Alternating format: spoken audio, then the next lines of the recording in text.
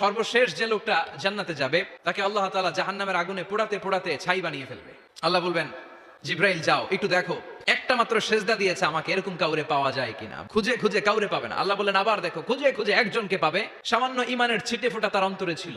আল্লাহ বলবেন যেহেতু ছিটে ফোঁটা আছে, অনেক মাইর খাইছে, ওকে বের করে জাহান্নাম থেকে বের করে একটা নির্ধারিত দূরত্বে রেখে দাও, রেখে দেওয়া হবে। কিন্তু জাহান্নামের আগুনের লেলিহান শিখাতে তার গা ঝলসে যাবে। সে আল্লাহর ডেকে বলবে, মাবুদ তোমার কাছে আমি কিছু চাই না, জাহান্নাম থেকে তুমি আমাকে বের করেছো, জীবন নদীর পানি তুমি আমার গায়ের মধ্যে ঢেলে দিয়েছো, আমি আবার সজীবতা ফিরে পেয়েছি, আমি তোমার কাছে জান্নাত চাই না, শুধু নিরাপদ একটা দূরত্বে আমাকে রেখে আসো, যাতে জাহান্নামের আগুন আমারে কষ্ট দিতে না পারে।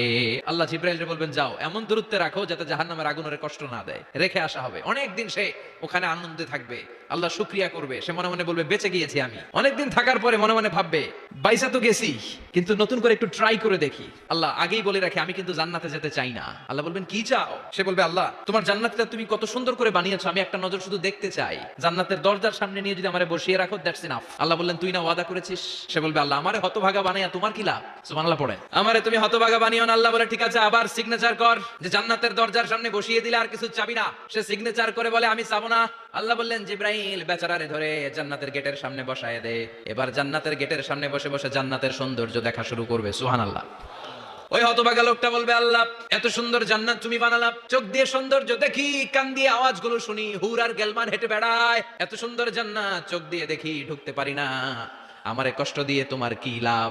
ও আল্লাহ আমারে তুমি মাফ করে দাও, জান্নাতের চিপার মধ্যে এক কর্নারে তুমি একটু আমারে জায়গা করে দাও। আল্লাহ বলবেন ওয়াই হাক ইবনা আদম, তোর ধ্বংস হোক হে আদম জাত, মা আগদারাকা, তোর চেয়ে বড় গাদ্দার আমি আমার সৃষ্টিকুলে কাউরে দেখি নাই, কারণ তুই আমার সাথে চুক্তি করিস আর চুক্তি ভঙ্গ করিস। আল্লাহর রহমতের দরিয়ায় তখন জোশ খেলে যাবে, ওর আকুতি মিনতি চাহনি আল্লাহর রহমতের দরিয়ার মধ্যে জোশ লাগিয়ে দিবে, আল্লাহর দয়া হয়ে যাবে, মায়া হয়ে যাবে। আল্লাহ বলবেন ঠিক আছে জান্নাতে যা। লোকটা এবার এক দৌড়ে জান্নাতের ভিতরে ঢুকে যাবে। লোকটার দৌড় দেখে আবার লোকটারে আল্লাহ ডেকে বলবে একটু দাঁড়া, জান্নাত তো দিছি, তো দৌড় দিলি কেন? সুবহানাল্লাহ কইবেন না? লোকটি বলবে আল্লাহ প্ল্যান তো আমি কম করি নাই, এত চেষ্টার ফলে আমি আসতে পারছি, আবার যদি তুমি বাইর করে দাও, এই জন্য এক দৌড়ে এমন চিপার মধ্যে লুকামো যাতে তুমি আমার না দেখো। আবার আল্লাহর রহমতের দরিয়ায় জোশ খেলে যাবে, আল্লাহ কাছে ডাকবে, কাছে আয়, ও গোলাম তোর কি মনে চায় আমারে বল, আজকে তুই চাইতে থাক, আমি দিতে দিতে তোর মনের সব আশা পূরণ করে দেব।